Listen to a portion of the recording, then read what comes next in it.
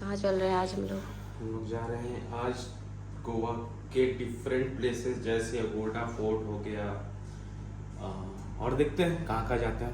आपको आगे अपडेट आगे अपडेट मिलेगा कहाँ कहाँ जाते हैं। एक बता रहा मैं इसमें कैसा लग रहा हूँ, कैसे ये इसमें अगर पहन लूँ मैं। इस साइड आइए, थोड़ा लाइट का प्रॉब्लम है उधर। वॉशरूम थोड़ा बंद कर दीजिए आप। क्या दिक्कत है, वॉशरूम होता ही है। इस साइड आइए, इस साइड। ओके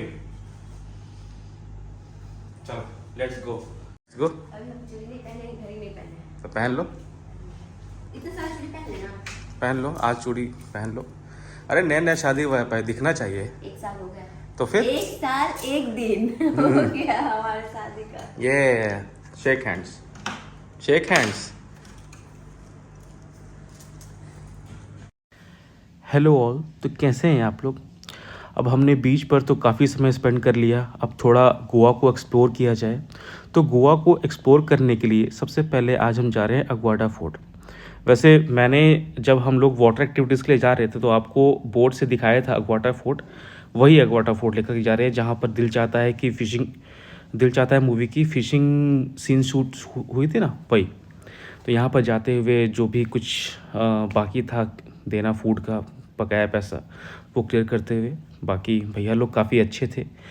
जब भी आप गोवा जाओ तो मैं आपको स्पेशली रिकमेंड करूँगा कि आप ऑन दस दो मार रिजॉर्ट जाओ, काफ़ी अच्छी है। और हम दोनों निकल पड़े हैं अपने अपने अपनी स्कूटी की ओर। और हाँ, अग्वाडा कोई भी जगह एक्सप्लोर करना हो आपको गोवा में तो उस बेस्ट चीज़ स्कूटी है। तो उसके पहले कुछ खा लिया जाए क्योंकि हम लोगों ने कुछ नाश्ता वाश्ता किया था नहीं। और रास्ते में एक छोटा सा कैफ़े टाइप का दिखा, हमने सोचा कि सस्ता होगा, लेकिन ऐसा नहीं था भाई। ऑन दस दो मार रिजॉर्ट ही सस्ता था इसके सामने, बाकी सब तो ठीक था। और मेनू में हम लोग ने मंगाया छोले भटूरे और आलू पराठा। भाई जहाँ तक टेस्ट की बात है, आलू पराठा का टेस्ट काफ़ी अच्छा था। 100 रुपीज़ का था लेकिन क्वांटिटी अच्छी थी उसमें, साथ में दही था और अचार था और टेस्ट काफ़ी टैंगी सा था, अच्छा टेस्ट था। फिर इसके बाद हमने छोले भटूरे ट्राई किए, छोले भटूरे भी काफ़ी अच्छे थे। तो नाश्ता वाश्ता करने के बाद हम लोग अपनी मंजिल की ओर अग्वाडा फोर्ट वहाँ पे निकल पड़े। और आप देख सकते हैं अग्वाडा फोर्ट जाने के रास्ते में ये जहाँ से हम लोगों ने ये कोको बीच है जहाँ से हम लोगों ने वाटर एक्टिविटीज़ के लिए अपनी अपनी बोट पकड़ी थी, ये वही है। और उसके जस्ट राइट साइड में आपको अग्वाडा फोर्ट मिलेगा। अग्वाडा फोर्ट एक ऐसा लगता है कि हिली एरिया, पहाड़ के ऊपर में है। पहाड़ मतलब एक आइलैंड ही है वो। और इस आज के दिन थोड़ी गर्मी थी तो काफ़ी पसीना भी आ रहा था, लेकिन भाई घूमना है अपने को तो क्या पसीना क्या गर्मी, घूमना है तो घूमना है। और एक और चीज़, यहाँ पे आप पार्किंग का एक ही रेट है 30 रुपीज़। तो जब भी आप कहीं निकलो तो साथ में 30 रुपये अलग से रख लो क्योंकि आपको 30 रुपीज़ पार्किंग देने होंगे स्कूटी के या बाइक्स के।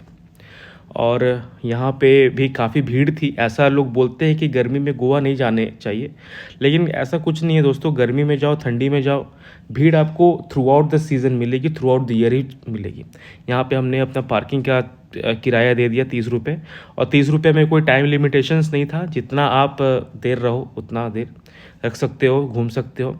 और जब भी आप जाओ, जब भी ठंडी में जाओ या गर्मी में जाओ, पानी की बोतल साथ ले लो, हमेशा डिहाइड्रेशन से बचो, ये बोलूँगा।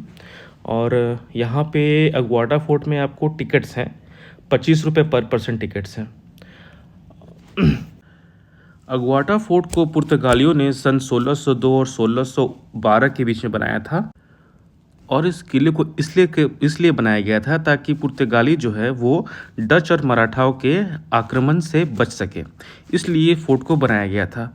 फोर्ट काफ़ी पुराना था दोस्तों और इसको शायद फिर से रीबिल्ड किया गया है। बहुत इसकी हालत अच्छी नहीं थी, फिर से इस फोर्ट को बिल्ड किया गया है ताकि, और काफ़ी यहाँ पे आओगे ना तो आपको एक अनूठा अनुभव होगा कि भाई जो अपने प्राचीन काल का समय जो बनाया गया था दूसरों के द्वारा, वो आज तक सही सलामत है। तो आप सोच सकते हो कि क्या बेमिसाल इंजीनियरिंग रही होगी उस समय की।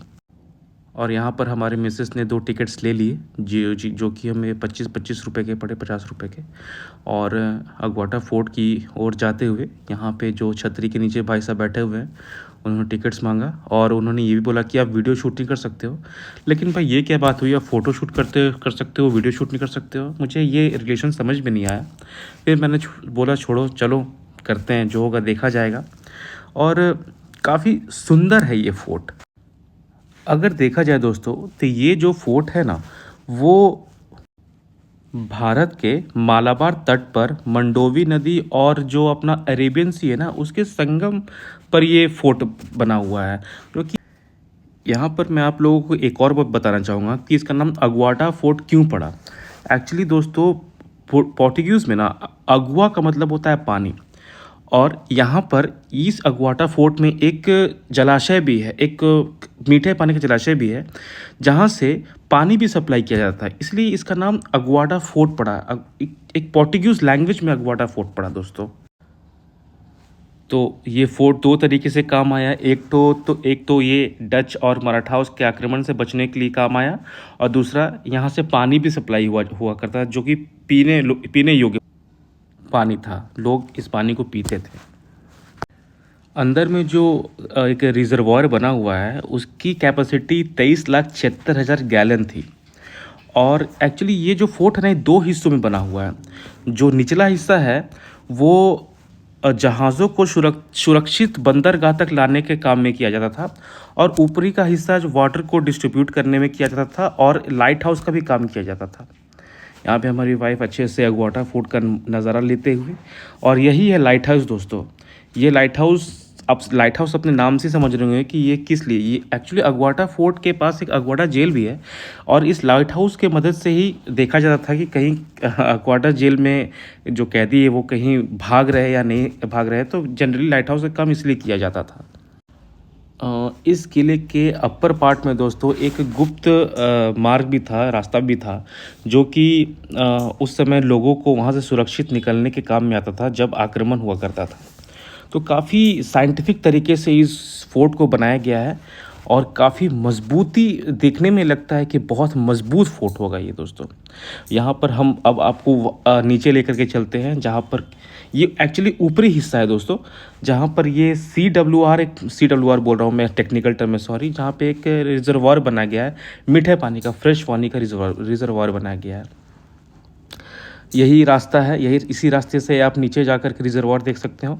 वो जो आपको एक ऑरेंज टाइप का स्ट्रक्चर दिख रहा होगा, जिसके ऊपर काफ़ी सारे एयर वेंट्स, अब मैं टेक्निकल टर्म में से बोल रहा हूँ, एयर वेंट्स दिख रहे होंगे, वही है दोस्तों मीठे पानी का जलाशय। इसी में 23,76,000 गैलन पानी स्टोर किया जाता था और सप्लाई किया जाता था। अगवाड़ा जेल के बारे में कुछ बताना चाहूँगा आप लोगों को। अगवाड़ा जेल एक्चुअली इस अगवाड़ा फोर्ट के नीचे बनाया गया था,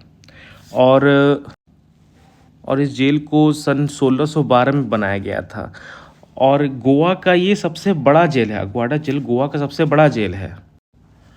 और अब ये वो जेल नहीं रहा, अब उस जेल को एक म्यूज़ियम में कन्वर्ट कर दिया गया है, जहाँ पे अब गोवा के पूर्व 2 CM का स्टैचू रखा गया है।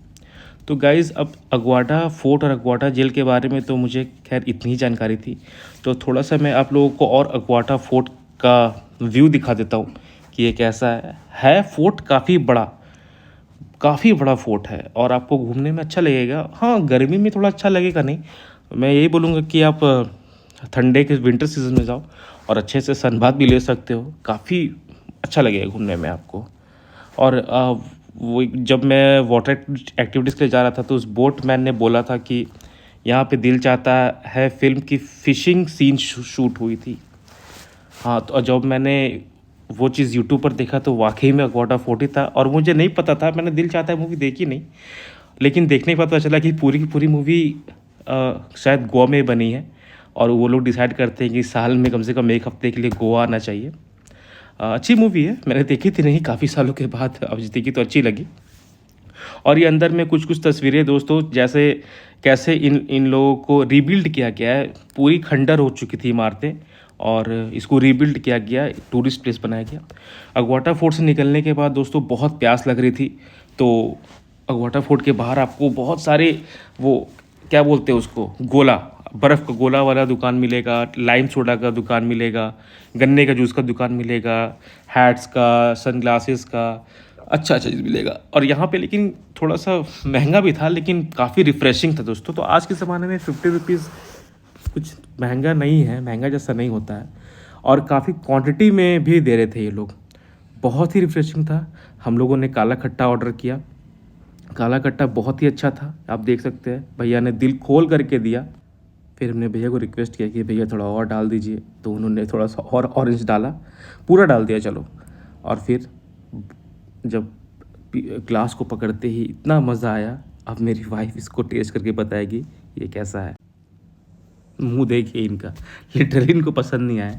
लेकिन भाई अपने को तो बहुत प्यास लगी थी और काफ़ी गला सूखा हुआ था, तो अपने को तो बहुत अच्छा लगा।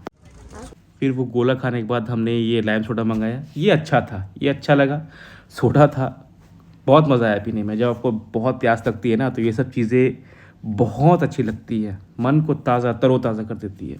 काफ़ी अगवाटा फोर्ट में गर्मी हो रही थी गोवा में, तो फिर हम लोगों ने प्लान किया कि हम लोग रूम वापस चलते हैं। और रूम में जाकर के हम लोगों ने मनचाओ चिकन सूप मंगाया। लिटरली गाइस इतना टेस्टी चिकन सूप था, मैं आपको बता नहीं सकता, बहुत टेस्टी चिकन सूप था। पता है कितने में? सिर्फ 150 रुपीज़ में, सिर्फ 150, और super delicious. Chicken manchow soup का मज़ा लेने के बाद हम लोगों ने चिकन लॉलीपॉप्स मंगाया।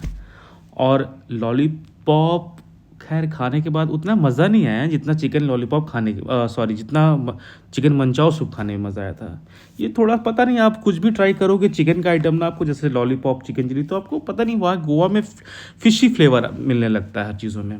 उसके बाद हम लोगों ने ये बिरयानी मंगाई। ये देखने में तो कच्ची बिरयानी लग रही है और काफ़ी क्वांटिटी भी था, प्राइस भी बहुत मिनिमल थी, 180 रुपीज़ में गोवा जैसे शहर में थी। और देखता हूँ मैं आपको बताता हूँ उसका टेस्ट कैसा है। इस चिकन बिरयानी का टेस्ट दोस्तों उतना खैर अच्छा नहीं था, नॉर्मल था, जैसा हम लोग दिल्ली में या फिर पटना में या फिर कहीं और अच्छे जगह खाते हैं ऐसा नहीं था। बिरयानी लग ही नहीं रहा था, नॉर्मल वो लोग खा सकते हैं चिकन बिरयानी, ठीक था, लेकिन बिरयानी तो नहीं था किसी एंगल से। और फिर हम लोगों ने प्लान किया कि शाम में हम लोग कहीं निकलेंगे घूमने के लिए, थोड़ा सा रिफ़्रेशिंग हो लेते हैं। तो अब समय आ गया है शाम में जाने का, और शाम में हम लोग जा रहे हैं कैंडोलम बीच। कैंडोलम बीच, कैंडोलिम है कि कैंडोलम है, जो भी हो, अपने को क्या, अपने को तो बस पानी निकालना है, कुछ नहीं, चलो। गोवा घूमने का मेन मज़ा तो दोस्तों बीच में ही है। और अभी हम लोग कैंडोलम बीच जा रहे हैं। ये कैंडोलम बीच जाने के पहले दोस्तों एक चीज़ हो गया था हम लोगों से। एक्चुअली होटल एक दिन हम लोग को स्टे ज़्यादा करना था, और ऑन द सोमवार में एक दिन पहले ही हम लोग को वहाँ से चेकआउट करना पड़ा था, क्योंकि वहाँ पे सारे रूम्स पहले ही सोल्ड आउट हो चुके थे। तो हमने फिर आया यहाँ पे, एक किस्मत महल करके होटल का नाम था, वहाँ पे देखा कैसा है, तो ठीक था, नॉर्मल, काफ़ी सस्ते में मिल गया था। एक दिन की बात ही थी, तो कोई दिक्कत नहीं था, एक दिन रहना था, सिर्फ सोना ही तो है अपने को। फिर हम लोग कैंडोलम बीच पहुँचे। यहाँ पे हम लोग बस पार्किंग से बच गए दोस्तों, क्योंकि पता नहीं यहाँ पे कोई था नहीं उस समय। हमने खोजा भी सच्ची बोलो तो, लेकिन हमें को वहाँ पे मिला नहीं। तो हम चल दिए अपने कैंडोलम बीच, समंदर के लहरों का मज़ा लेने के लिए। और कैंडोलम बीच दोस्तों, यहाँ की सारी बीचें ना बहुत सुंदर है, काफ़ी सुंदर है। और ऊपर से कोई चीज़, क्या वो कचरा नहीं लोग फेंकते हैं, और कचरा फेंकने पर जुर्माना भी है वहाँ पे शायद। लोग को जुर्माना तो देते हुए देखा नहीं, लेकिन बहुत डांटते हैं वहाँ के जो लाइफ सेवर्स होते हैं, हमेशा बोलते हैं यहाँ मत फेंको, वहाँ पे आपको प्रॉपर डस्टबिन मिलेंगी। तो मेरा तो आपसे यही निवेदन रहेगा कि भाई, कहीं चाहे बीच हो, चाहे सड़क हो, चाहे नदी हो, कहीं भी हो, घर हो, किसी का भी घर हो, हमेशा कचरा को उसके रेस्पेक्टिव डस्टबिन में ही फेंकिए, इधर ना फेंके भाई। अपने आसपास के माहौल को हमेशा शुद्ध रखिए, पवित्र रखिए, गंदगी से बचाइए। और यहाँ पे वाटर एक्टिविटीज़ के लिए भी आपको हमेशा लोग पूछेंगे। गोवा के किसी बीच में जाओ, आपको अगर आपने वाटर एक्टिविटीज़ नहीं किया तो आप गोवा के किसी बीच पे वाटर एक्टिविटीज़ कर सकते हैं। लेकिन मेरा आपसे यही सजेशन रहेगा कि आप कैलंगुड बीच पे जाओ, वहाँ पे वाटर एक्टिविटीज़ के लिए पर्ची कटाओ, क्योंकि वहाँ पे आपको सस्ते मिल जाएगी। और कैलंगुड बीच पे थोड़ा आपको फूड कोर्ट वगैरह जो है महंगा है, खाना महंगा है as in respect to Candolim बीच, यहाँ पे थोड़ा आपको वहाँ से सस्ता मिलेगा। लेकिन यहाँ पर आपको बेड जो ये आप देख रहे हैं ना, छाता लगा हुआ बेड है, इस बेड का आपको 100 रुपये पे करना पड़ता है, जो कि कलंगुट बीच पे मुझे नहीं पे करना पड़ा था। यहाँ पर शाम में आया दोस्तों, और लिटरली शाम में समंदर के पास ज़्यादा मज़ा आता है, अच्छा लगता है। और ऊपर से जो लोग समंदर में जा कर के थोड़ा मस्ती करना चाहते हैं उनके लिए तो और बेस्ट है। उसमें समंदर में लहरें काफ़ी तेज़ उठती है शाम के समय। आप देख सकते हैं शाम के समय, गर्मी का सीज़न है, अप्रैल है, फिर भी क्राउड काफ़ी है। तो आप इस क्राउड को देख कर ये अंदाज़ा लगा सकते हो कि जाड़े के सीज़न में क्या होता होगा। पूरा भरा भरा पड़ा होता होगा, बहुत मज़ा आता होगा। यहाँ देखिए भाई, समंदर देखकर तो मुझे रहा जाता है नहीं, मैं चला ही जाता हूँ समंदर में, चाहे रात हो दिन हो। अगर जब तक ऑर्डर ना आए कि आप समंदर से बाहर निकलिए तो मैं निकलता नहीं, मैं जाता हूँ और जितना फुल इंजॉय करता हूँ जब तक मेरा मन नहीं भरता है। बहुत बहुत मज़ा आता है। हालांकि मुझे किसी ने कहा है, पंडित जी ने कहा है कि तुम्हें पानी से खतरा है, लेकिन उनकी बात माननी पड़ती, इसलिए मैं ज़्यादा पानी में नहीं जा रहा था। और आप लोगों को भी बोलूँगा कि आप लोग ज़्यादा पानी में नहीं जाओ, क्योंकि जब समंदर की लहरें आती हैं तो जब वो वापस जाती है तो बहुत ज़्यादा फोर्स में चीज़ों को खींचते हुए जाती हैं। जैसे आप देख सकते हो, अच्छे अच्छे लोगों को गिरा जाती है ये। और तो ज़्यादा दूर नहीं जाने का है। अगर आप तैरना भी जानते हो फिर भी दूर मत जाओ, क्योंकि समंदर एक ऐसा चीज़ ही है जो हमेशा खींचेगा ही, आपको बचाएगा नहीं।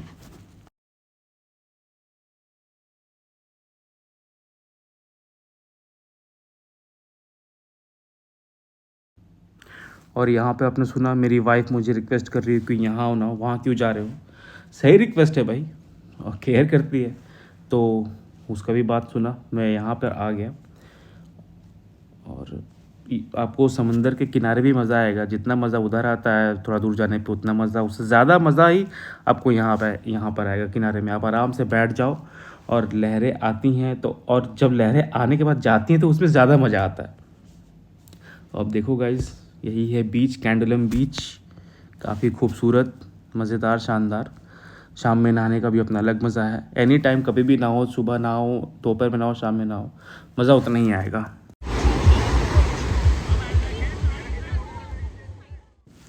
अब सनसेट का समय है दोस्तों, बहुत ही खूबसूरत नज़ारा होता है ये सनसेट का।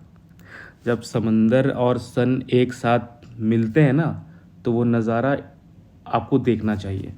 और ये बेस्ट टाइम होता है वीडियोग्राफीज एंड फोटोग्राफीज का। आप देखते होंगे लोग हाथ में सूरज लिए हुए हैं, सूरज को छू रहे हैं, वो सब सनसेट का ही समय होता है। जनरली सनराइज़ का भी होता है, लेकिन सनसेट का ज़्यादा समय होता है।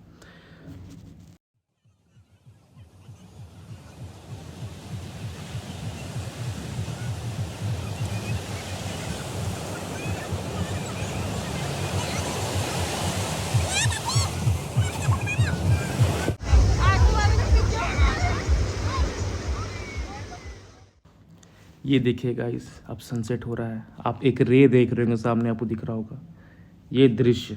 यही दृश्य देखने के लिए लोग आते हैं बीच पर, शाम तक रहते हैं। इतना सुंदर, मैं आपको दिखाता हूँ सनसेट का एक फ़ोटो जो मेरी वाइफ ने क्लिक किया था, काफ़ी सुंदर था, मैं दिखाता हूँ।